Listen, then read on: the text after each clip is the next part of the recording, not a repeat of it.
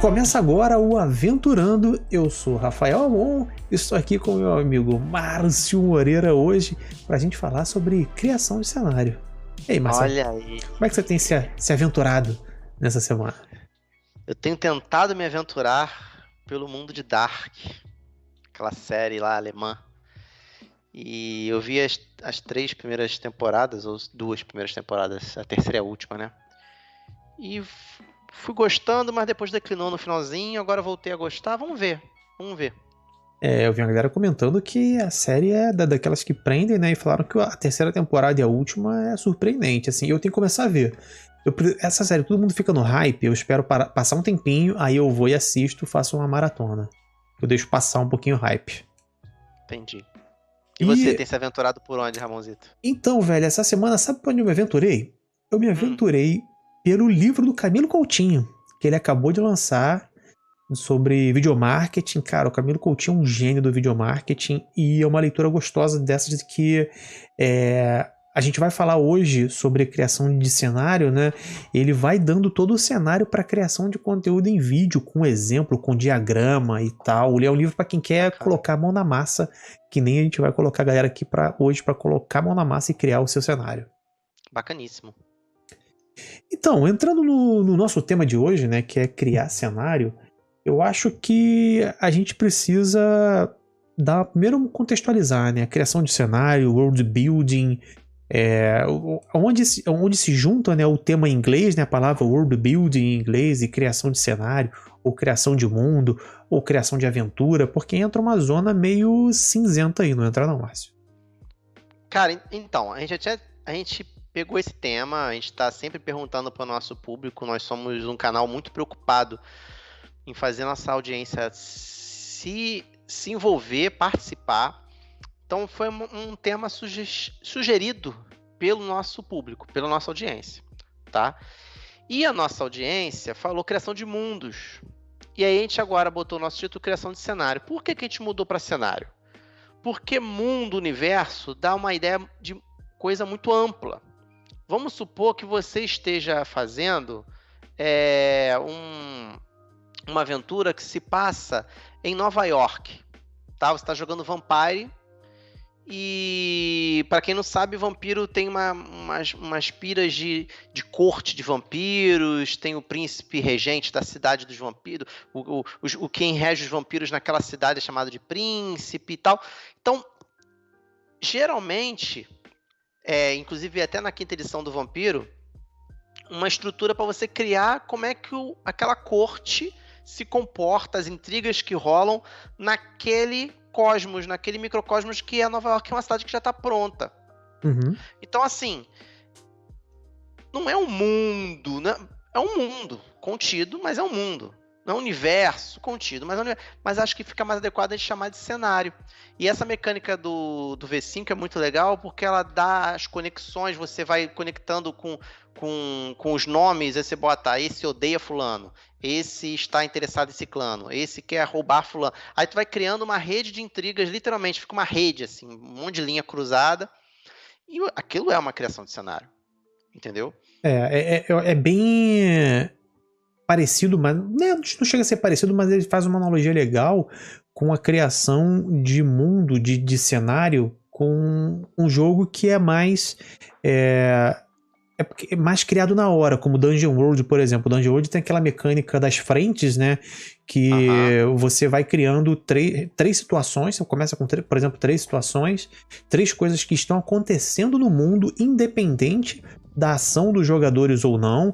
Tipo, rolando uma invasão pirata ao porto de Black Sand. Ao mesmo tempo do que isso está acontecendo, um dragão negro está se aproximando da cidade. E de um outro lado, o filho do rei acabou de matar o príncipe do reino vizinho. E aí essas 3 coisas acontecem ao mesmo tempo. E você coloca de alguma forma isso para os jogadores.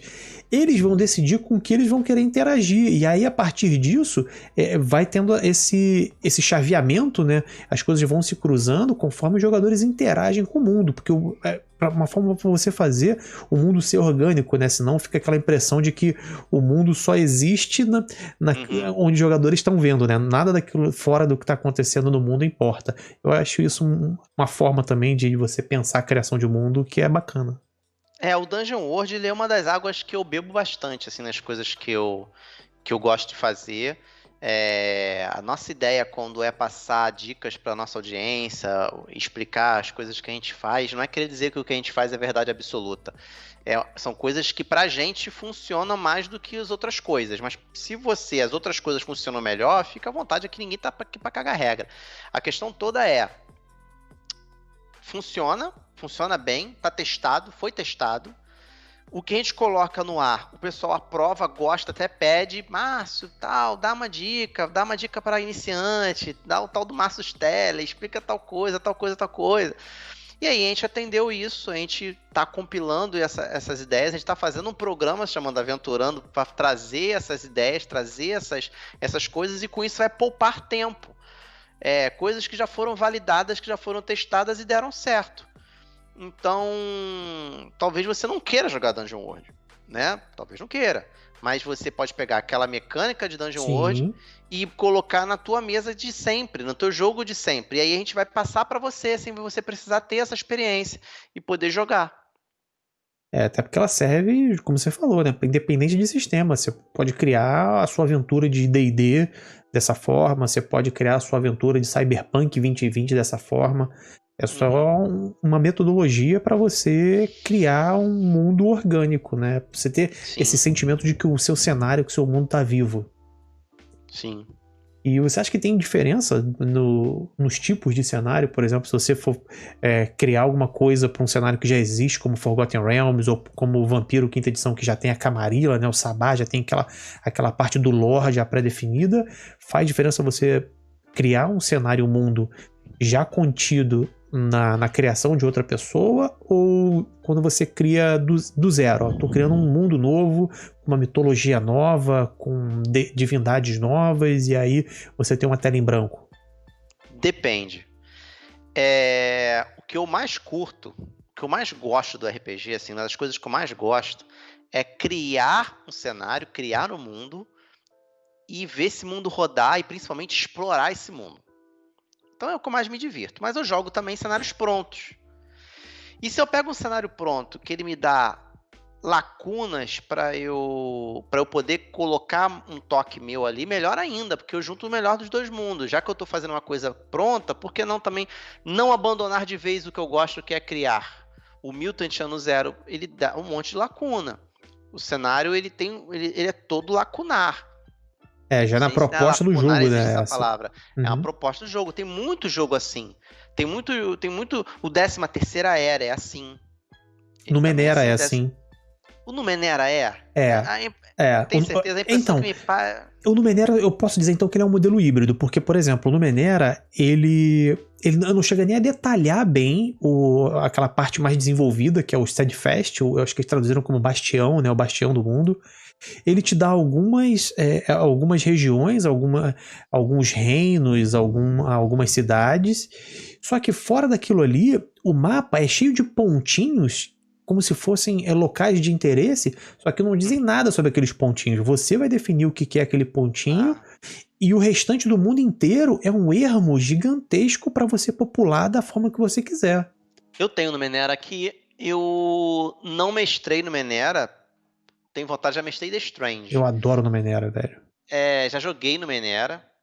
Eu gosto, curto, mas eu ainda não tive a experiência de Numenera que eu queria ter, que eu acho que o Numenera casaria muito bem. Eu, quando bato olho num jogo, eu às vezes tento extrair o que aquele jogo... Pô, esse jogo ia ficar bem pra caramba nessa estética. Por exemplo, DCC. Pra mim, aquilo ali é Argonautas.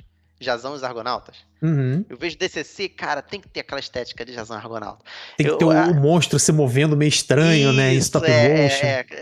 O The Strange. The Strange pra mim é Fringe. É Arquivo X. E Numenera me passa a ideia de ser uma coisa meio Duna com exploração. Tem que ter exploração. E ele não tem muita mecânica de exploração. Ele tem muita mecânica boa pra combate. E o jogo se vende como outra coisa, cara. Então, por isso que eles deram uma corrigida de curso no Numenera 2, né? Que ele, na verdade, ele não muda as mecânicas centrais e trouxe o suplemento do Discovery e do Destiny. Que aí são ele expandindo as mecânicas. Que aí realmente faz todo sentido no cenário. Porque Numenera é um cenário, é um mundo... O planeta Terra é 1 bilhão de anos no futuro, né? Então a civilização já foi e voltou 9 vezes, tanto que a gente está no 9º mundo, no Numenera.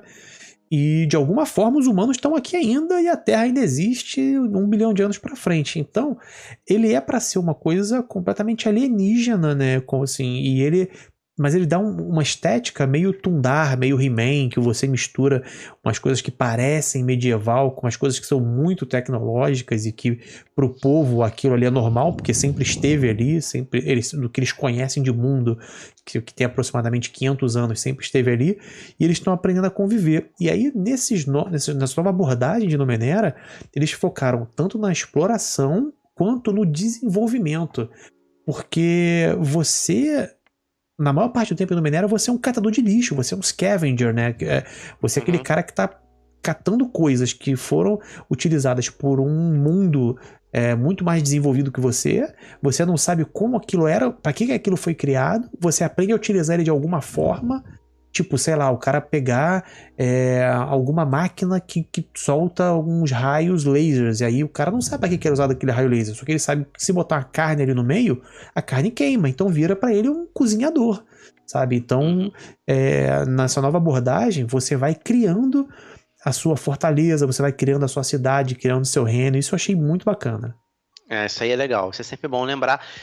Demos uma divagada para uma coisa um pouco mais avançada, talvez você chegou agora e não sabe nem o que é RPG e está ouvindo falar de Numenera. Numenera é um dos jogos de RPG que existe, né? E ele vem com um lore, ele vem com um cenário meio que já pronto. E aí, volto para a pergunta do Ramon, né? Existe de maneira não oficial, mas as pessoas meio que sabem que existem os cenários prontos, fechadinhos, fechadaços, mas sempre tem um espaçozinho para tu colocar o seu toque, afinal de contas a gente está falando de RPG. Existe aqueles que são apenas um toolkit para você criar o teu cenário, a gente tem o Dungeon World que se enquadra nisso, e você tem os híbridos, né, que o Ramon defende no Numenera ser isso, talvez realmente seja. Tô lembrando aqui do mapa, ele tem essas pontinhas e tal, tem o 13ª Era, tem o Mutant, então você tem esses híbridos. Você tem também com relação ao tamanho dos cenários, você pode ter um cenário muito grande, um cenário muito pequeno, você pode ter um cenário que já é pré-existente, por exemplo, ou ele flerta com um cenário pré-existente, World of Darkness. O mote de World of Darkness é igual ao nosso mundo, só que não. É o nosso mundo, só que mais trevoso. Sim, tanto que as cidades mesmo existem, né? Tinha Barcelona by Night, Rio by Night, São Paulo by Night. Tudo isso existe. Tudo isso existe. Só que meio que a história, os personagens daquela cidade, que também existem no nosso mundo, eles meio que se explicam dentro de um conceito de mundo das trevas. Então, por exemplo, o Elon Musk seria um tecnocrata. O Paulo Coelho seria um mago hermético.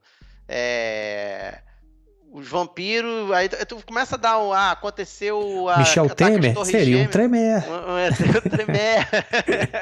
E por aí vai. Alguns eventos que aconteceriam na história seriam dados de acordo com o lore dali do. E aí vai muito também do que o mestre daquela mesa quer criar para sua mesa ali, mas o Vampiro ficou muito conhecido por lançar as novels, né, os clanbooks, os livros de história de clã, né, e tudo mais que enriquecem aquele universo. Então ele meio que quando ele tem só o primeiro livro, só o livro do jogador, ele parece uma coisa híbrida. Mas se o mestre quiser se aprofundar, não tá a fim de criar, ele pegar o que já está pronto por aí, ele é um cenário muito amplo e completão, muito já detalhado, tá? Que você meio que compra ele, meio que ele pronto, adquire ele meio que ele pronto. E tem diferença entre criar mundo para uma campanha ou criar mundo para uma one shot, por exemplo? Vai depender do grau de desafio que você quer adotar para o teu jogo. Se você der conta de fazer você quer pirar, você vai fazer uma sessão de jogo que é só 3 sessões, ou até uma one shot, e você quer inserir alguma coisa, o mínimo que os jogadores interfiram possível para poder rolar, porque quanto menor, eu tenho muito isso na minha cabeça, tá? Não quer dizer que seja uma verdade absoluta, mais uma vez falando, mas quanto menor é a tua campanha, mais on-rail tem que ter a ser a tua aventura, senão corre um risco de pessoal. Vamos explorar, explora. Uma exploração nunca é uma coisa simples que você numa sessão só você resolve. Você pode até explorar, acabou aquela exploração, acabou. O teu jogo foi isso? O teu one shot era pra ser só isso? Ok, beleza, tá todo mundo satisfeito de ter feito só uma exploração? O pessoal só procurou, foi só um jogo em que a gente passou procurando comida e sabendo o que tinha num lugar. E acabou o jogo? Ok, pode ser. Mas geralmente quando você joga one shot, você quer fazer uma coisa meio com carinha de filme, com começo, meio e fim, com alguma reviravolta, uma história contida, um problema a se resolver. E quando você deixa isso muito a cargo da aleatoriedade do sandbox, geralmente numa campanha curta ou numa one shot, o pessoal corre o risco de ser um pouco mais frustrado, é um pouco mais difícil de você dominar. Saca? Então dá para fazer. Mas você tem que estar ciente da dificuldade e evitar de não colocar muito elemento, porque provavelmente esses elementos não serão explorados. Não vai dar tempo de explorar esses elementos. Cara. O que eu falo sobre a diferença de criar para campanha e criar para one shot é justamente o desperdício de tempo, porque às vezes por uma one shot você vai utilizar nem uma cidade inteira você vai utilizar às vezes uma locação, você vai utilizar uma rua, você vai utilizar uma loja, uma taverna e uma mini dungeon que fica no sótão de um casarão, por exemplo. E aí, para que você vai criar a mitologia desse mundo? Para que você vai criar tipo de governo desse mundo e coisa do tipo que você vai passar batido, sabe? Você só vai gastar teu tempo com coisa que não vai ver mesa. Então a gente já falou bastante de exemplos, né, de algumas coisas. Falamos de Numenera, falando de vampiro, falamos mais ou menos o que seria realmente esses cenários, onde acontecem os conflitos. O RPG, ele é problema, ele é conflito. Então, eu acho que já citamos algumas coisas, vamos começar a falar do porquê, né, o Ramon? Por que criar? E aí vem o que eu vou trazer hoje aqui. A gente vai trazer o método que eu costumo usar nas minhas mesas, tá? De criação de cenário. Quando eu costumo criar cenários, eu já fiz um popurrí num vídeo no Instagram explicando alguns pontos de por que eles são importantes. Eu falei de 2 pontos importantes. Aqui a gente vai discorrer mais profundamente e sobre outros pontos. E a gente vai falar de um método que eu uso, que é um método gamificado. Ele é uma criação de mundos coletiva. Ou seja, você bota a galera da mesa que tá jogando para participar também. Exatamente. E eu vou além. Eu vou sugerir que o mestre nem participe dessa criação enquanto jogador. Por quê? Porque é meio que inevitável o mestre vai criar alguma coisa para amarrar o que for criado. Ele vai ter que mexer em alguma coisa. Sim. Então, se ele vai mexer em alguma coisa, deixa a galera criar. Eu sei que é difícil pro narrador, às vezes o narrador quer criar o mundo dele, né? Caramba, eu quero criar meu mundinho. Tu vai criar, vai por mim. Eles vão criar elementos soltos e você vai tentar conectar esses também elementos. Ele tem que tomar um cuidado que nesse processo dele criar o mundo dele, ele não vai contar a história dele, né? E aí... Pois é. A gente sempre tem que distanciar dessa coisa de que o RPG é o jogo do mestre. O mestre é que toca, o mestre é que é o dono da história, é o dono do destino de cada um. Entendeu? Então vamos trabalhar aqui os porquês de você fazer um cenário que engaje mais. Porque, vamos resumir tudo, por que a gente está falando de criação de cenário. Não só criação de cenário por criar cenário. Às vezes você está chegando aqui, tu tem um baita problema na mão, que é o quê? Tu não consegue reter teus jogadores. Eles até começam a jogar com você. É um problema que você venceu, você conseguiu gente para jogar, mas tu não sabe o que aconteceu, teus jogadores não estão mais interessados em jogar a próxima sessão. Criar cenários faz parte da resolução desse problema. É um passo importante na criação desse problema. Por quê? Eu vou explicar alguns motivos aqui por que eu acredito que, e o que eu tenho visto acontecer nas mesas a qual eu participo. Primeiro, você no primeiro dia de jogo ou na sessão 0, você não vai ter aquele momento gigante em que o mestre começa a falar do mundo. Todo mundo já passou por isso. O mestre começa a explicar, olha, vocês estão na cidade de tal. Essa cidade ela é regida por um cara que ele faz isso. Mas existe um conflito com outro cara, o nome dele é tal. Os jogadores estão te ouvindo, eles estão entendendo o primeiro contato, mas eles vão voltar a te perguntar, qual é o nome do cara mesmo? O que eles estão querendo? Eles estão meio que já, depois de uma certa quantidade de tempo, eles já estão assim, vamos embora logo pro jogo, pensando, né? Vamos jogar logo.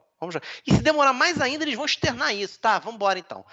Então, você fazer um processo de criação coletiva, que a gente vai ver agora, daqui a pouco no finalzinho, mais pra frente, você vai ver que isso ajuda a matar esse...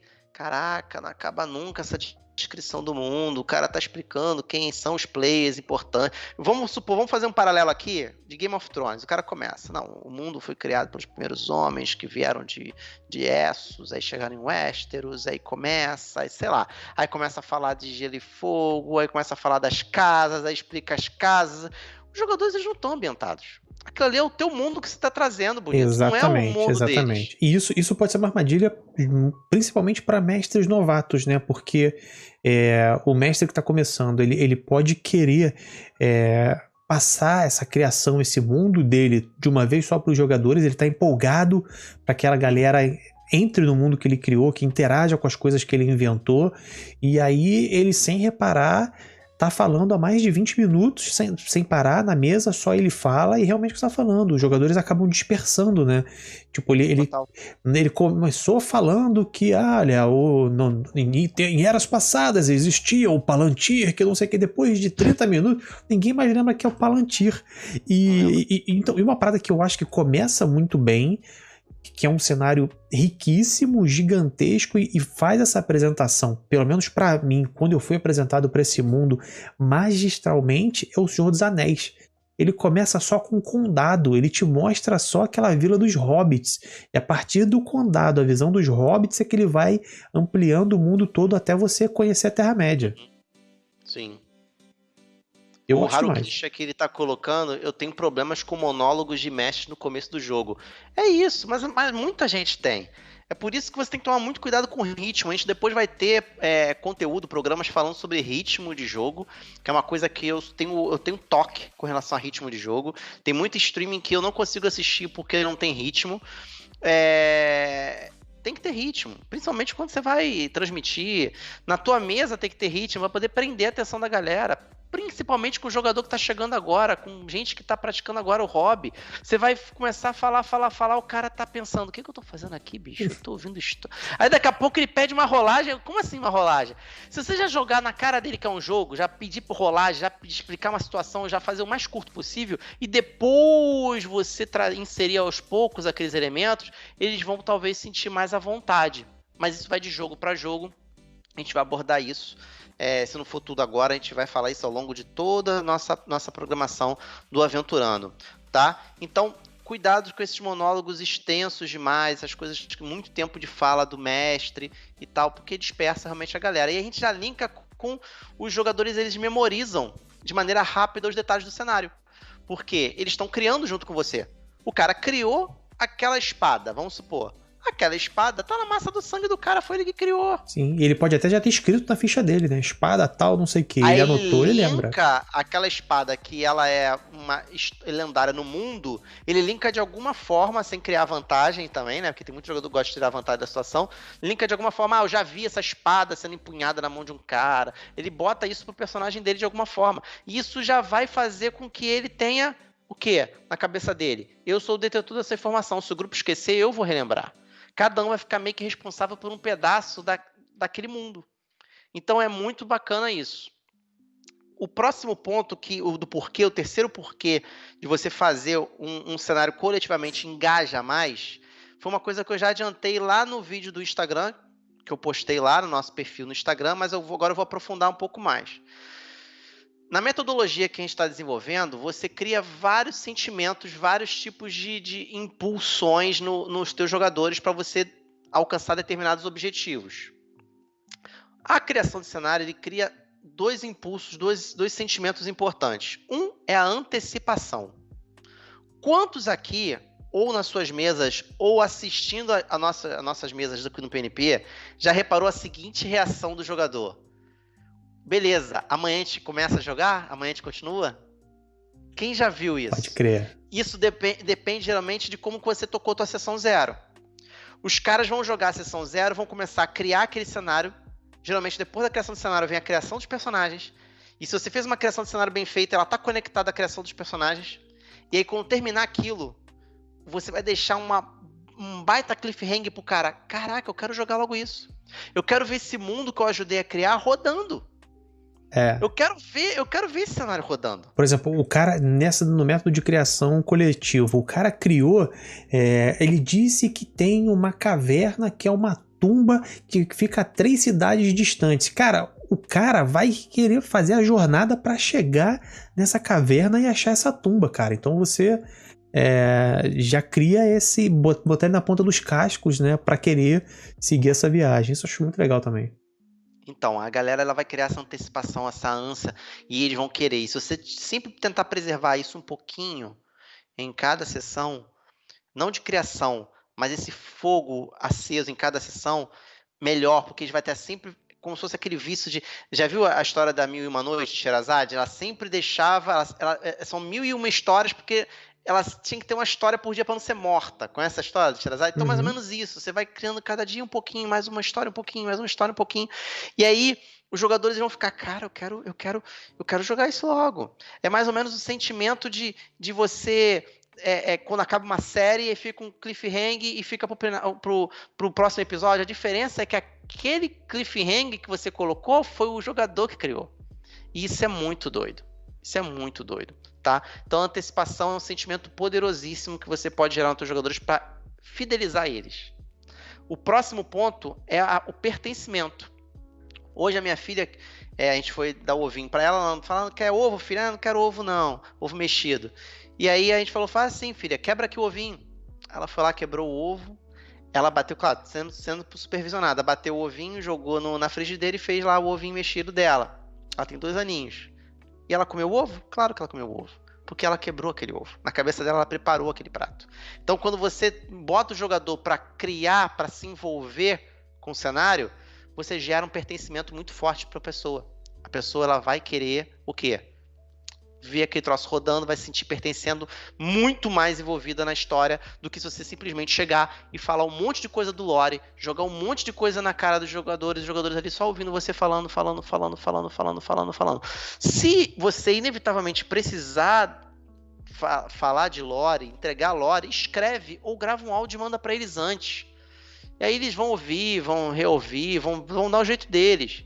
Mas a maioria vai dizer que tem problema de ficar ouvindo o cara falando o tempo todo. Não adianta falar que gosta, que não gosta. O mestre, o que ele acha não interessa. O que interessa é o que a tua mesa acha. O que um jogador, incluindo o mestre, acha não interessa. O que interessa é o que o coletivo acha. Isso aí. E geralmente o mestre cai nesse pecado de que não, eles aguentam. Não aguentam não, bicho. Não aguentam, não.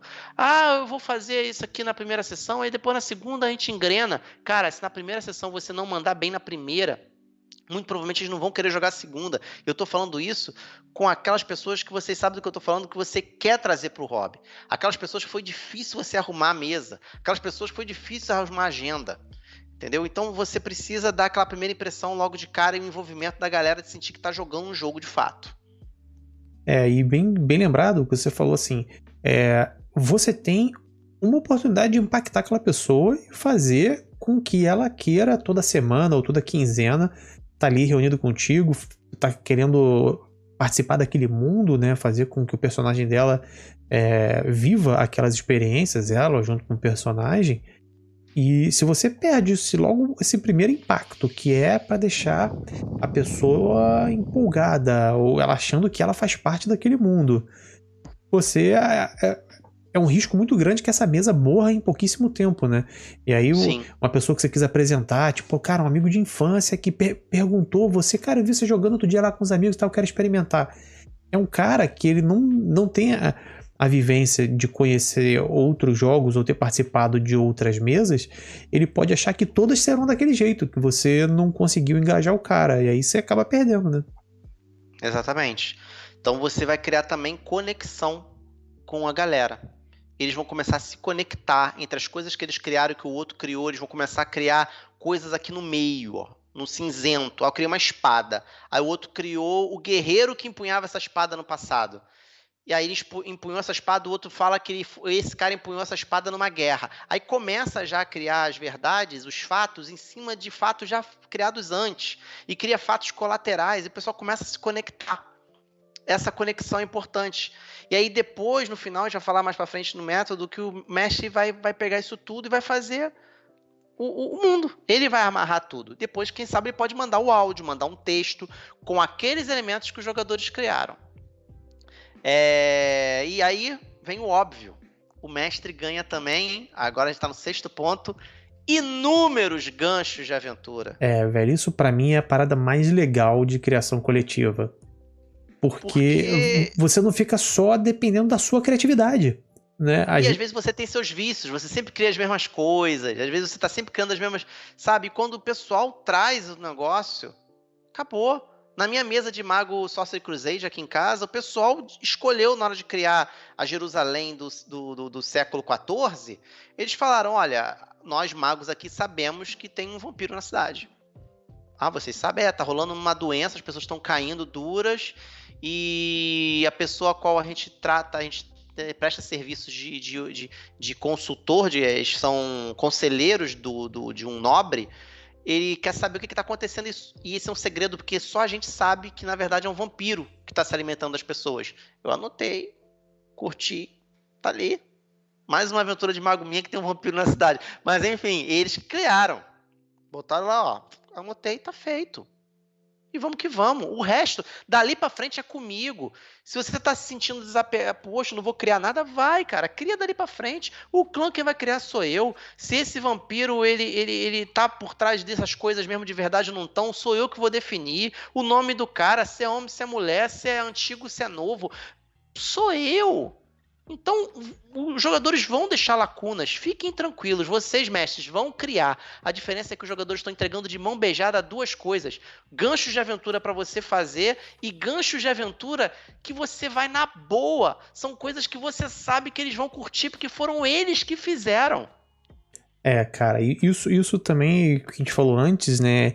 E agora no final a gente complementa, assim, quando você traz para mesa, porque assim, na sessão 0 você criou esses ganchos, que eles deixaram esses ganchos, né, na criação do mundo coletivo, só que pensa bem, se você tem uma mesa com 4 ou 5 jogadores, você não vai utilizar todas as criações que eles deram no episódio 1, sabe? E às vezes você tá lá na sessão 4, na sessão 5, o cara esqueceu, achou que você esqueceu daquela criação que ele fez lá no começo do mundo, você insere no episódio 5 o NPC que ele tinha falado e entra agora... a chama acesa. Exatamente. Caramba, tá entrando aos pouquinhos, você vai dosando, vai soltando aos pouquinhos.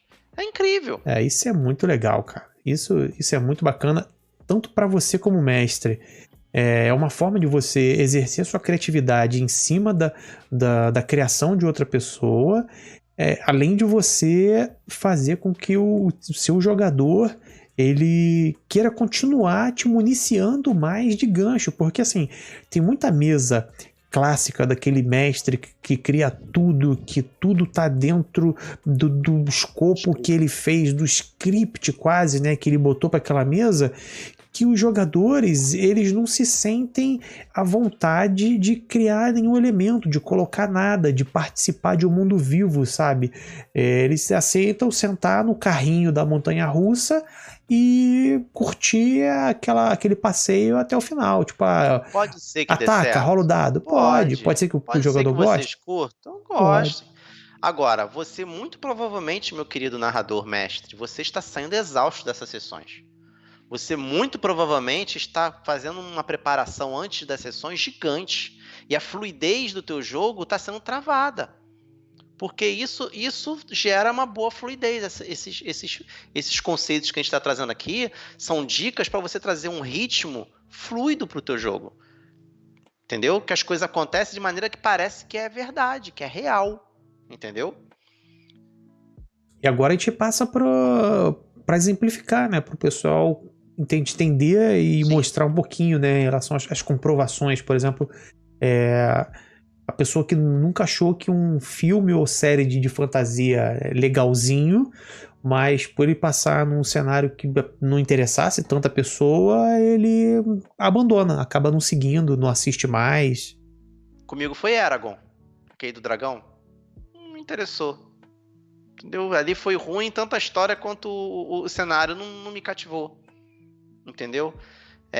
As Crônicas de Xanatar, não tem essa série também no Netflix? Também não... Ali, no caso, foi meio que ao contrário. A história que foi ruim, e eu queria saber um pouquinho mais do mundo, porque tinha uma coisa meio de pós-apocalipse misturado com fantasia medieval, mas também não me... Sabe? Não me apeteceu. Eu, por exemplo, larguei o Walking Dead por causa disso.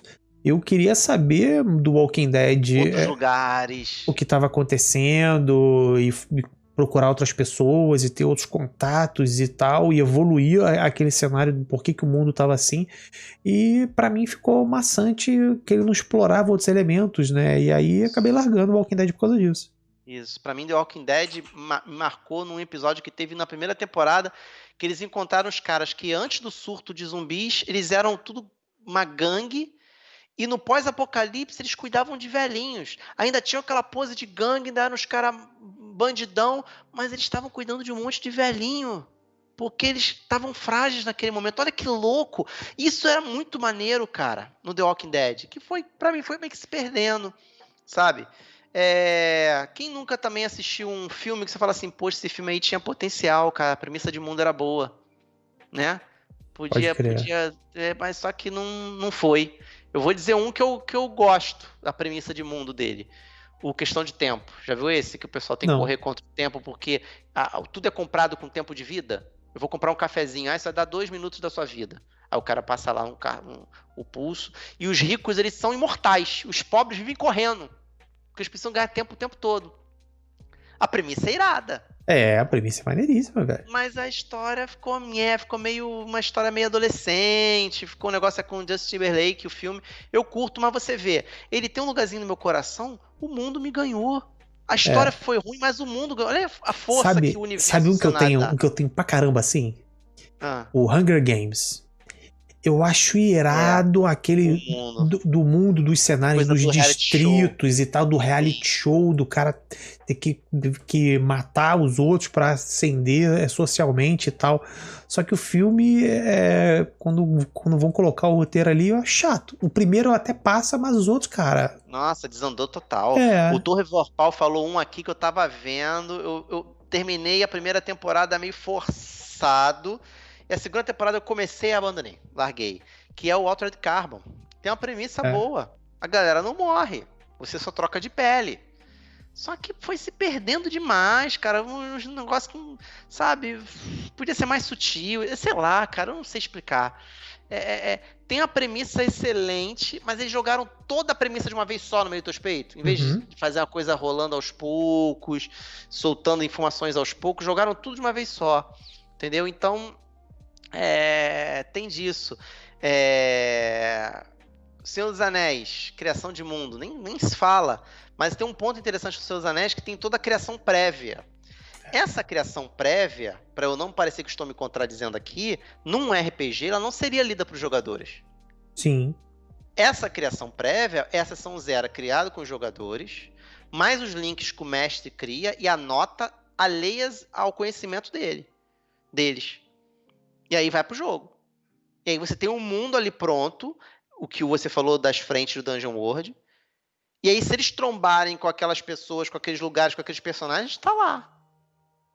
Sim, isso é exatamente isso. O mundo é vivo, né? O mundo é vivo, o mundo tá criado.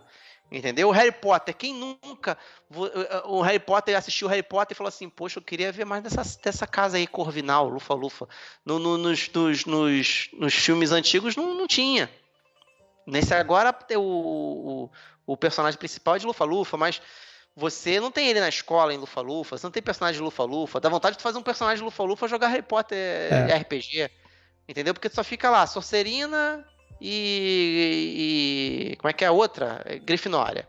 Sonserina e Grifinória. Aí tu fica, pô, e Lufa-Lufa, e Corvinal, eu queria saber mais dessa parada aí. Velho, nos filmes então, velho, Corvinal é total figurante, velho. Tudo E bem que a são os galera que fala. são focados no conhecimento, na inteligência. Então, a galera fala, porque o livro você consegue desenvolver mais, né? Você tem muito mais páginas, você tem muito mais tempo que o leitor tá ali preso contigo. Num filme, né, numa narrativa que é mais curta, isso passa muito batido. Então também entra naquele lance que a gente falou de criação para campanha longa e criação para aventura curta e one shot, né? Não adianta você apresentar várias coisas para uma one shot que você não vai conseguir mergulhar. Sim. Então vamos lá pro método. Pro método que eu tô Vamos. falando de como é que eu faço. Vamos trazer Como é que a gente faz para criar isso aí para coletivamente? criar isso aí. É um método gamificado. Eu uso isso em jogos, principalmente nos medievais, ou bem fantasia, high fantasy, pode ser também ficção científica, pode ser o que for. Às vezes eu substituo o D&D quando eu for mestrar no Perdidos no Play, muito provavelmente vai ser isso. Porque uma outra vantagem que a gente não falou é o seguinte, eu não tô afim de estudar o lore que vem no livro D&D. Não tô afim de ler sobre Forgotten Realms, sobre Costa das... Nada disso. Eu vou pegar aquela mecânica, isso o jogo incentiva a fazer isso. Eu vou jogar o D&D no cenário que eu quero, que eu vou criar com meus jogadores. Entendeu? Uhum. Então, isso é uma vantagem também de se criar cenário, tá? Então, a gente vai fazer o seguinte, marca pelo menos uma sessão 0. Pelo menos uma, que pode acontecer de numa ficar o mundo e noutra ficar os personagens. Vocês podem, talvez, trocar já uma ideia pelos grupos de WhatsApp, de Messenger, alguma coisa. Se for uma campanha que você precisa ser mais rápido na criação de personagens, de mundo, talvez pelo tamanho da campanha, ou talvez pela proposta que vocês estão querendo. Mas marca uma sessão 0. Ou complexidade do jogo também, né? Tem jogo que é muito simples, aquele personagem em 5 minutos e tal. Ou tem jogos que você vai demorar mais tempo pra criar, como o D&D, né? Ele leva um tempinho. O Shadowrun, você leva um bom tempo pra criar personagem. GURPS, você leva um bom tempo pra criar personagem.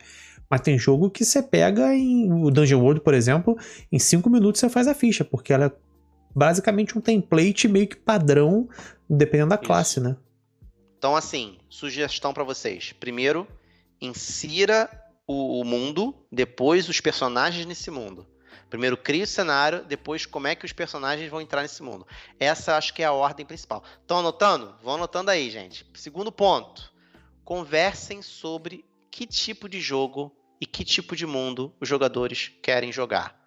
Você vai numa locadora, você escolhe que tipo, hoje eu tô pra um terrorzinho. Vou dar locadora, ó, caraca, entreguei a idade total. Que locadora? Quem vai em locadora hoje?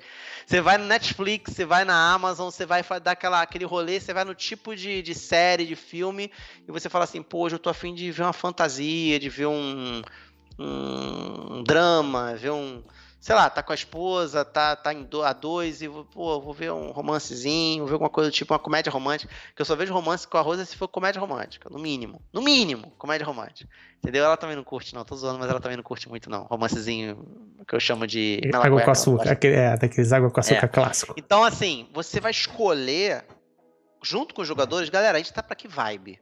Pra que vibe que a gente tá afim? Ah, pô, vamos fazer uma parada meio sobrevivência, vamos fazer uma parada meio dark fantasy, vamos fazer um negócio sci-fizão, vamos fazer um troço, e aí vamos fazer exploração, e aí você vai meio que também sentindo, se você está jogando com gente que você não conhece, que tipo de jogadores você tem nessa mesa. Eu tô para lançar um outro vídeo lá no perfil do Instagram, e a gente vai ter direto aqui no Perdido no Play, talvez um aventurando inteiro falando sobre as demandas do RPG. E essas demandas do RPG servem para você diagnosticar que tipo de jogador você tem na sua mesa. Eu, inclusive, lancei esse vídeo sobre isso, deu um pau no YouTube e saiu. E as demandas são 3, eu posso adiantar rapidamente aqui. Desafio, descoberta e dinâmica. Então, se você talvez descubra que a tua mesa gosta mais de descoberta, então você vai na descoberta. Então você já vai montando ali o teu jogo que vocês vão querendo em cima daquilo ali. Então vamos supor que a gente está montando um cenário tipo Game of Thrones, Ramon. Vamos fazer uma guia aqui, mais ou menos parecida. Vamos fazer Game of Thrones para não fazer nada tendencioso para a galera for jogar na mesa de vocês aí. Então a mesa fala assim, vamos supor que a gente está inventando Game of Thrones agora. Aí a mesa fala assim, pô, a gente queria jogar um medieval, só que com mais intriga. E com um cenário mais adulto, assim, a parada meio punk, negócio meio pesadinho. Pô, tá bom, vamos nessa linha aí. Vamos nessa linha. Tá. Então, é uma coisa trevosa, nem tanto, mas que tem muita intriga, né, palaciana, e numa pegada mais realismo com fantasia. Realismo e fantasia. Beleza? Esse aí é começamos sobre o tipo, né? Sobre a guia mestra aí do nosso jogo. Aí o mestre, sabendo que essa deliberação no primeiro dia, ele pode, isso aqui não tá nem negrito aqui na nossa pauta, porque ele pode ou não usar mapa. Dependendo do jogo, ele pode não usar mapa, né? Então ele vai chegar e vai pegar um mapa em branco. Então no Game of Thrones ele pega um mapa em branco, lá tem Westeros e Essos, mas não tem o nome ainda, o mapa tá em branco. Mas vamos supor, você tá jogando Vampire, o jogo vai se passar em Nova York, isso aí lá na pergunta lá pros jogadores, onde é que vai se passar o nosso jogo? Ah, vamos jogar em Nova York, vamos jogar no meu jogo lá, o pessoal escolheu Barcelona, aqui na minha mesa que eu mestrei aqui, vamos jogar em Barcelona, tal. Aí tu traz um mapa de Barcelona, você já antes configurou mais ou menos onde os lugares mais pobres, os lugares mais ricos, mas aí você traz aquele mapa para quê? Para você guiar a criação do cenário em cima do mapa. Vamos voltar para o exemplo do Game of Thrones. Você tem ali, você vai... Tá aqui o mapa, galera. Vamos começar aqui a criar aqui em cima aqui. Aí o pessoal, o que for criando, vai destacando, vai botando. Ó, tem uma mulher que ela foi para esse continente aqui. Qual é o nome desse continente? É o continente tal.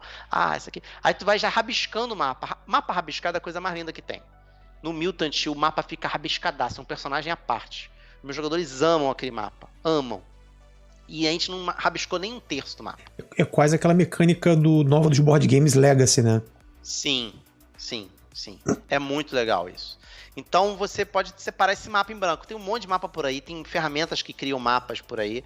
Então você pode pegar esses mapas e trazer tudo em branco e você vai colocando. E do mundo real, por exemplo, você quer jogar em Nova York. Cara, Google Maps, velho. Entra no Google Maps...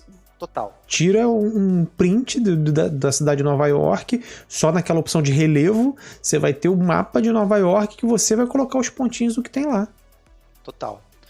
Outra coisa que ajuda muito, tá? Meu amigo Pug, ele faz muito isso. Às vezes ele fica zapeando pelo Pinterest, pelo Google Imagens e tal, aí ele olha para um personagem, aí tem uma ideia só na imagem do personagem e olha assim, pô, isso aí... E eu também faço muito isso. Às vezes eu faço o contrário também, mas dá mais trabalho. Eu tenho uma ideia de um personagem, eu procuro uma imagem pra ele, isso dá mais trabalho. Ou um meio a meio, às vezes eu também faço um meio a meio. Eu tenho uma ideia, mas eu deixo mudar um pouco a minha ideia se eu achar uma imagem que eu quero muito usar. Aí eu tento encaixar aquela ideia nessa imagem. Então nem que eu mude aqui a ideia... e vou trazer a imagem. E às vezes eu disponibilizo essa biblioteca, eu faço tipo uma biblioteca de imagens, ou no Pinterest, ou guardada mesmo no computador, e mando para os meus, no Google Drive também, mando para os meus jogadores para eles escolherem talvez um handout dos personagens deles, eles saberem mais ou menos quais os NPCs que fazem parte da história dos personagens deles, eles podem pegar, essa aqui é minha filha, esse aqui é meu inimigo. Aí ele vai escolhendo ali aqueles handouts de acordo com a biblioteca que eu disponibilizei. É mais ou menos o que a Mai, né, Ramon? Que mandou pra gente um vídeo explicando como é que ela, mais ou menos, ela faz, como é que ela usa handouts, imagens nos jogos e como que ela sugere que as pessoas usem. Olá, eu sou a Mai e eu queria conversar com vocês sobre como utilizar a arte no processo de criação, desde cidades e NPCs até a tua campanha inteira. Existe um termo no RPG que é chamado de o teatro da mente. Então, o que seria isso? O teatro da mente é quando o mestre ele vai narrando o que está ocorrendo e sem apoio visual algum ou pouco apoio visual, os players eles têm que imaginar o que está ocorrendo. Literalmente acontece tudo dentro da cabeça dos players. Então, alguns mestres optam por narrar as suas campanhas dessa forma mais tradicional. Porém, ultimamente, devido à pandemia, estamos nos falando por meios digitais, como por exemplo o Roll20. E acaba que os mestres colocam mapas, né, para que os players saibam por onde andar, o que explorar. Há muitos handouts também, que são entregues, como por exemplo itens mágicos que eles descobrem na campanha. E todo esse visual acaba enriquecendo a campanha. Então, por que não utilizar desses recursos visuais no momento de criação, quando você ainda está idealizando a tua campanha? Por exemplo, você tem aquele NPC-chave que você sabe que ele vai entregar aquele item mágico que vai fazer toda a diferença para os teus players, ou ele vai traí-los, ele que é o grande chefão no fim das contas. Por que não buscar, na hora que você o está criando, uma imagem? Vai lá no Google Imagens mesmo, puxa uma ilustração E aí, na hora que você estiver apresentando esse NPC para os seus players, você vai saber a cor de cabelo dele, a cor dos olhos. Talvez você consiga dar até detalhes de como ele se movimenta, se ele tem algum sotaque. É inacreditável o tipo de inspiração que uma imagem, uma ilustração podem trazer. Eu adoro desenhos, eu ilustro nas horas vagas, então não tinha como não trazer essa dica para vocês. Eu quero agradecer ao Perdidos no Play por permitir que nós, espectadores, participássemos tão ativamente dessa nova empreitada de vocês e desejar muito sucesso. Um beijo. Valeu, brigadaço, Mai, pela sua participação. Uma honra ter você aqui jogando com a gente. E eu acho que esse exemplo que você deu, ele é muito bom, porque ele ajuda até o mestre novato, que não tenha muita criatividade para bolar coisa, né? Uma imagem pronta, ele já te traz, ele já te evoca alguma criação. O que você acha aí, Marcelo? Sim, você coloca uma imagem pronta, às vezes para você cortar um caminho de uma descrição muito detalhada. Aí você coloca uma imagem pronta. Mas aquilo que eu falei, tem o pessoal aqui falando que eu uso sempre imagem. Eu também uso muito imagem, mas usar sempre pode trazer um certo high prep, assim, você preparação demais para o teu jogo, trazer uma certa exaustão, muita coisa. Então eu gosto de separar algumas de cenário, algumas imagens de personagem, e assim a gente vai andando, e eu boto aqueles que eu quero, os que são realmente importantes, os que eu quero despistar. É importante você colocar handout de gente para despistar. E os que são importantes, alguns você não mostrar de cara. Essa estratégia funciona muito. Tanto que o Thiago colocou aqui, o Êxodo hoje, essa questão de não mostrar fotos ou handouts é algo que eu tenho experimentado bastante. E realmente é muito melhor você não deixar os jogadores alertados. Deixa o pessoal alertado. Você mostrar sempre deixa. E o que a Mai falou é bacana, você preparar a imagem daquele vilão e aí no momento certo, no time certo, você mostra o handout. É o que eu acrescentaria aqui, né, do que ela falou, que foi perfeito, tudo que ela falou foi perfeito, mas eu acrescentaria isso também, de que você mostrar um time certo, porque acaba de entrar um cara na sala, dá 3 descriçãozinhas e espera. Isso é legal. Quando a galera sentir que o cara é casca grossa, aí você mostra o handout. E você, dessa forma, também você deixa a galera ter aquela primeira impressão do cara na imaginação. Sim. E aí, depois, quando entra a imagem, que ela confronta o que ela tinha imaginado com o que o cara realmente consolida aquele NPC, né? Aquele inimigo, aquele vilão, ou até um personagem mesmo de outro jogador, porque muita gente cria o seu personagem a partir de uma imagem. Ela vê uma foto de um elfo com arco e flecha no gelo e tal. A partir disso é muito mais fácil ela pensar um background ou criar de onde ele veio e coisa do tipo, né? Isso vale para o NPC também. Sim. Um amigo aqui, o Thiago 66, colocou que o problema é procurar a imagem depois de ter a ideia, porque 90% de estereótipo que não se encaixam. Então, realmente, se você quer depois, aquele personagem vai criar uma certa importância, às vezes você cria um NPC e os jogadores é que dão importância para aquele NPC. O taverneiro não era importante e acaba ficando, vira um NPC de estimação. Toda mesa tem isso. E aí você passa uma sessão, passa 2, passa 3, você já procura um handoutzinho, se os jogadores não fizerem isso, quem é o teu taverneiro? Coloca lá. Porque aí da próxima vez que ele mostrar, você já bota ali, o pessoal já sabe que tá rolando, a imersão aumenta. Então, falando da mecânica propriamente dita agora, Ramon, de como é que eu faço. Isso tudo que eu estou falando é preparação, é pergunta, é resposta, é o jogador se envolvendo. Como é que eu faço? Eu tenho uma tabelinha, anotem aí, eu tenho uma tabelinha que eu coloco geralmente. Essa tabela ela pode mudar, não está talhada em pedra, depende do jogo, depende de quantas entradas você quer para essa tabela, mas eu estou dando um exemplo de tabela, tá? Com 6 entradas. Número 1, ou seja, um D6, vai precisar de um D6. Número 1, sociedade, que significa povos, política, cultura, ciência, religião, classes, etc. 2, natureza, são as leis da física, o clima, as estações do ano que envolvem aquele mundo. O 3, rumores sobre objetos, lugares, pessoas. Tá? O 4, místico, poderes, divindades, magia, artefatos, criaturas, etc. 5, conflitos, guerras, fenômenos severos, urgências, intrigas e etc. E o 6, se cair, você cria livremente o cenário. Cada jogador rola um dado. Cada jogador vai rolando. Na vez de um jogador, ele rola. E vê o que cai pra ele. Aí vamos supor, nesse nosso exemplo aqui do Game of Thrones, o cara rola um 5. Aí ele fala assim, cara, tem uns bichos que moram no gelo, que eles são tipo uns mortos-vivos.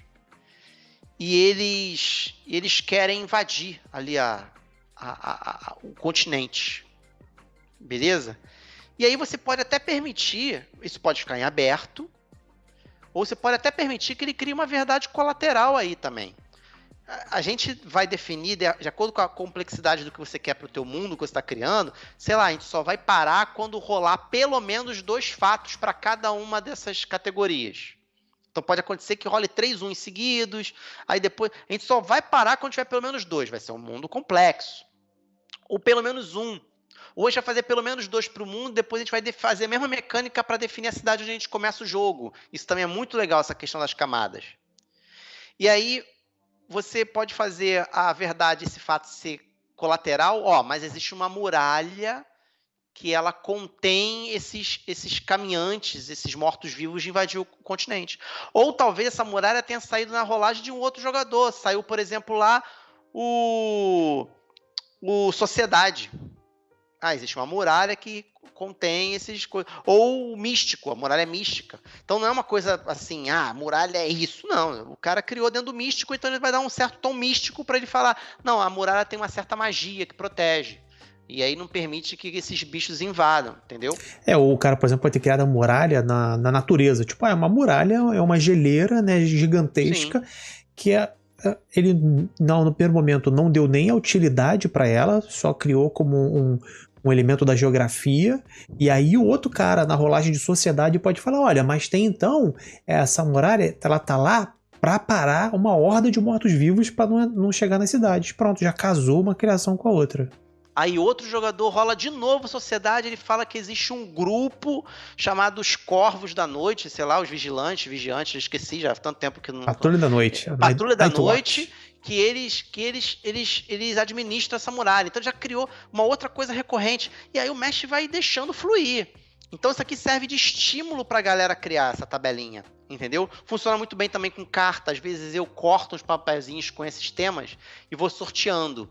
E aí na segunda rodada um jogador tem que dar para outro jogador e aí aquele jogador tem que criar na imposição que o outro jogador deu, entendeu? Eu tirei na outra rodada, eu criei a sociedade. Agora nessa rodada eu vou escolher quem vai fazer a sociedade, você. Aí dá a carta para ele, aí o cara fala, tal coisa. Então a gamificação ela é livre, ela só serve para o quê? Para incentivar, principalmente os jogadores tímidos. É aquilo, gente, não meça pela sua régua. Vai ter jogadores de tudo quanto é tipo na tua mesa. Então isso serve para incentivar a galera que é mais travadinha na criação e tudo mais, entendeu? E aí cai um 6, você deixa a galera criar livremente. E até você ver que o tamanho tá bom, o pessoal vai criando. Por exemplo, natureza, as estações do ano elas são diferentes, elas nunca têm um tempo determinado. No Game of Thrones, a estação do inverno dura anos, ou pode durar apenas alguns dias. Depende, entendeu? Então, você vai criando em cima daí. A pergunta boa foi que o Flint TV colocou aqui agora. São quantas rodadas na sessão 0? Como é que você mensura quantas vezes vai fazer esse jogo? Cara, tu vai sentindo. Eu dei a sugestão de se for uma campanha longa ou média, mais complexa, você faz com que você role o dado até ter pelo menos 2 fatos para cada um. Mas, cara, é algo tão gostoso criar mundo, que o pessoal vai criando, e você começa a dizer, gente, eu acho que já tá bom. Eu acho que a gente já tem um mundo criado aqui. Se tiver faltando alguma coisa, você pode complementar com algumas perguntas, tá? Você pode chegar e complementar com algumas perguntas, trazer algumas perguntas pro pessoal, entendeu? Você pode fazer por camada, definimos o mundo, agora a gente vai definir a cidade. Vamos fazer essa mesma dinâmica agora para definir a cidade onde vocês começam, para criar essa sensação de pertencimento. Pode fazer para as casas. Vamos criar aqui umas 2 rodadinhas rápidas para as casas. Pode ser que esteja jogando um jogo se passando em Nova York, como eu falei, num jogo de vampiro, e não entre algum desses requisitos. Você vai ver o que vai ser. Assim, entendeu? Como o Riba Nascimento tá colocando aqui, no mundo cyberpunk, o místico poderia ser substituído por tecnologia. Sim. Ou tecnologia e místico também. Se for um mundo que tem os dois. O Shadowrun, por exemplo, que tem os dois, bota místico / tecnologia. Exatamente. Então, o mestre deverá fazer perguntas para ir coletando isso, tá? E uma coisa importante também é que você chegar e tomar muito cuidado, porque esse método que eu estou passando ele também pode ser um tiro no pé ao mesmo tempo. Como assim um tiro no pé? Ele funciona muito fácil, ele é muito fácil de se fazer, ele é muito tranquilo de se fazer, mas se você não está desapegado dessa coisa de ter que criar, e você mandar o pessoal criar, e depois na outra sessão, na outra, e você não apresentar nada que eles criaram, você vai aumentar muito mais. Era melhor você não ter feito isso. Porque você criou uma frustração muito maior, porque os caras criaram e não vai ser usado. Então, cuidado. Se você prometeu que vai ter aquela parada, em algum momento, faça com que essa parada aconteça. Faça com que isso ocorra. Senão vai ficar esquisito. Entendeu? E assim, mesmo também que você, foi o que a gente falou antes, né? Mesmo que você não use isso, não é pra usar tudo na primeira sessão, na segunda sessão. Mas assim, se você pensou, tipo, cara, o gancho que o cara criou, por exemplo, não dá nem pra encaixar nessa temporada. Vou deixar isso aqui pra segunda temporada. Mas bota uma coisinha, bota um easter eggzinho, bota um correspondente chegando com uma notícia de uma terra distante. Bota uma coisa assim, só pro cara não saber que você largou completamente de mão e abandonou tudo que ele criou, entendeu? Só mostra pra ele que não, tá ali. Não entrou agora, mas tá ali. Sim, isso é muito, muito importante. Outra coisa que é importante também é você, na hora de você fazer teu personagem, no final, você tenta amarrar com aquela ideia inicial. Você o tempo todo tá, isso aqui tá um jogo adulto, tá um jogo de intriga, tá faltando isso, não tá faltando, você vai colocando, vai tentando guiar. Você é o mestre, você é o guia. Você vai guiando, o pessoal tá criando direitinho, tá fazendo tudo direitinho. Por isso que eu falei que às vezes é bom você ficar de fora, porque você vai coçar a língua e você vai participar de algum jeito. O cara vai falar, aí você sugere uma conexão. Isso aqui pode ser conectado com isso. E aí é bacana, no final de fazer o mundo, na hora do pessoal criar os personagens, quem criou aquela muralha ter alguma conexão, o personagem criar alguma conexão com aquela muralha. Os jogadores vão colocando os tijolinhos, mas o mestre é o cimento. O mestre vai juntando um no outro, vai dando a liga. Boa analogia. E, gente, vocês estão vendo que não tem como os jogadores não se envolverem com esse jogo. Não tem como eles não falar, quero jogar amanhã. Porque foram coisas que eu criei. Se eu criei, aquilo ali é caro pra mim, de alguma forma. Entendeu? Aquilo tem um sentimento de valor, né? E aí depois você cria os nomes do mundo, cria o nome das coisas, aponta para uma cidade, aqui tá a cidade tal, o mapa não tá em branco, aqui tá a muralha tal, você risca no mapa onde tá a muralha, se tiver mapa, você risca tal coisa, aqui aconteceu tal coisa, aqui tal isso. No jogo do lado do vampiro, de novo falando de vampiro, aqui fica o nosso refúgio, aqui o refúgio do fulano, aqui é a área de caça de ciclano. Então você vai juntando, colando, aí quando terminou, gente, acho que tá de bom tamanho, esse é o mundo, vou levar para casa, o mestre fala, e vou dar uma rejuntada nisso aqui e vou trazer um texto ou um áudio pronto, acabado, e vou entregar para vocês antes do jogo, talvez ficar muito grande para o pessoal ver, o pessoal ler, o pessoal saber, e a gente já começa vocês quentes, já sabendo o que se trata o jogo, e acabou, bicho. Você tem ali você já vai para casa já com o próximo passo, que é o próximo passo é criar a tua trama. O que você vai criar de conflito? Já na cabeça aí um papo para um outro aventurando, criação de trama. Mas, cara, você já tá com um monte de gancho de aventura. Caraca, os caras vão invadir essa muralha, vão tentar invadir. Ou aparece um caminhante que é inteligente. Ou e vai embora. Vai morrer um rei. Aí morreu o rei, vai começar a intrigaiada toda. E aí vai virar um banzé, esse troço vai virar um banho de sangue. E aí tu começa, entendeu? Essa é a ideia. Esse processo pode ser usado para fazer livro, para fazer filme, para fazer série, para fazer um monte de coisa. E a gente falando de RPG, a gente se sente um pouco escritor, se sente um pouco cineasta, se sente um pouco o que seja.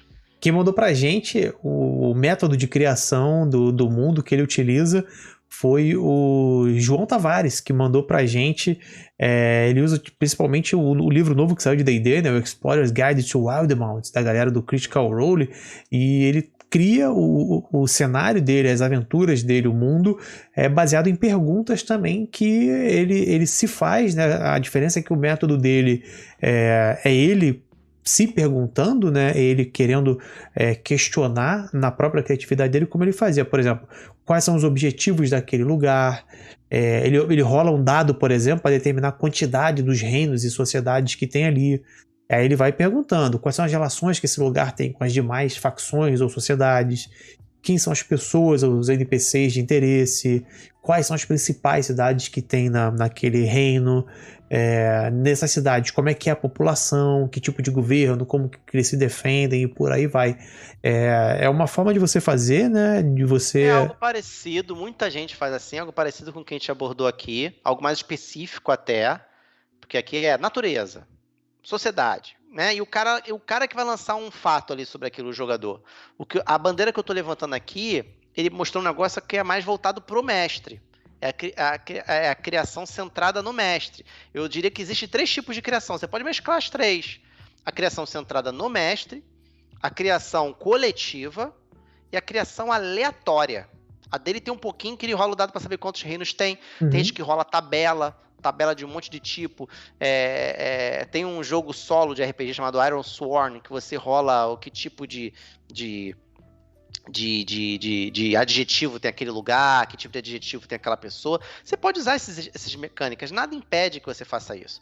Mas esse elemento central aqui, que é o colaborativo, na minha opinião, não pode faltar se você quiser um jogo que dê engajamento dos teus jogadores. Pense nos teus jogadores como clientes. Se é tão difícil hoje em dia arrumar jogador para jogar, gente para jogar, trate-os como se fossem clientes. Porque você precisa ter esse cuidado. E uma coisa que também é legal fazer, né, até no exemplo que o João mandou, é utilizar essas frases para ser a semente dos tijolos que seus personagens, seus jogadores deram. Depois de você ter feito a sessão 0, você voltou para sua casa, usa essas perguntas para amarrar as criações que você fez junto com a galera da mesa. Faz uma mesclada. Enquanto a galera estiver criando as coisas, rola umas coisas aleatórias também.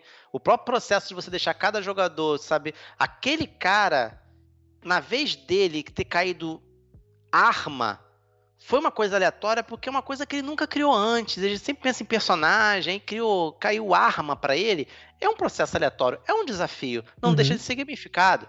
Entendeu? Então, é bacana você... Eu tô levantando aqui a bandeira de colaboração. Só assim a gente consegue engajar a mesa toda. E eu acho que é isso, Ramon. Eu acho que no tema de criação de cenário, criação de mundo, a gente conseguiu mostrar para vocês esse método de você criar o seu cenário, criar seu mundo. E agora o que a gente tem é o nosso quadro Boa Iniciativa. Posso só antes, desculpa te cortar, você ter esse tipo de coisa. Não, pode mandar. Formato, mas o amigo aqui, agora eu perdi quem andou. Caramba, cadê? Olha aí, você corta e ainda perde o negócio. Achar jogador é fácil, achar quem narra mestra que é difícil. Essa mecânica que eu tô falando, Jéssica, ela é fácil até mesmo pro cara que tá resistente de mestrar. Não quero mestrar, não vou mestrar. E o grupo fala assim, calma, olha aqui, ó, como é que a gente vai fazer.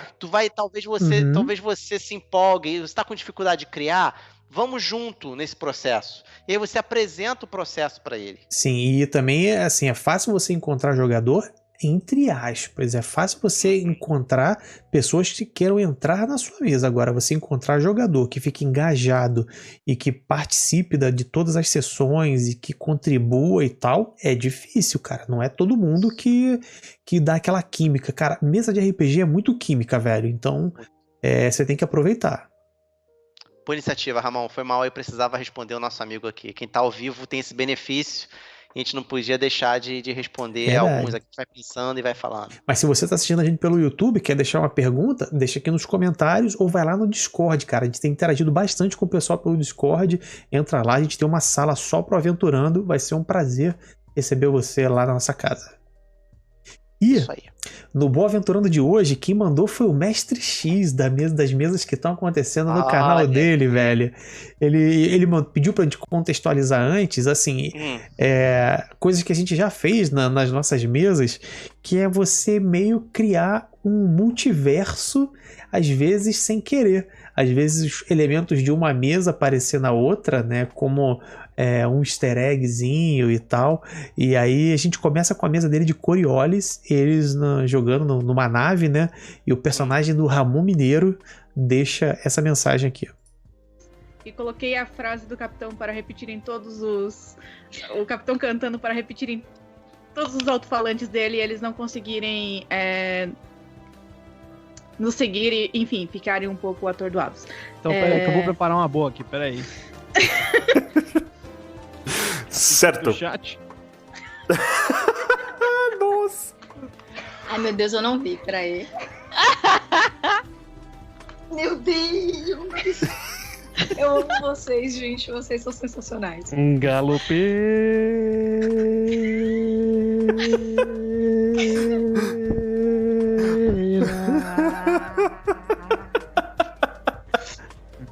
mais te esquecerei. Já era. Aí, o personagem do Ramon deixa um galopeira numa nave, uma mensagem do capitão. A outra mesa dele, que é de Dungeon of the Mad Mage, jogando D&D clássico na masmorra subterrânea, o chat, uma coisa que a gente faz também bastante aqui, interação que o chat manda, né? O chat comprou dele inserir isso na mesa de D&D. E aí, na mesa de D&D, o que a galera fez? A galera achou uma concha. E você começa a ouvir um negócio estranho. Achou uma concha, botou a concha no ouvido. Você que tá aí. Presta atenção no que eu vou falar pra você. Eu sou o Capitão Complexos. Complexos. Eu tenho uma mensagem pra você. A Medi joga na outra mesa, tá se escangalhando de rir.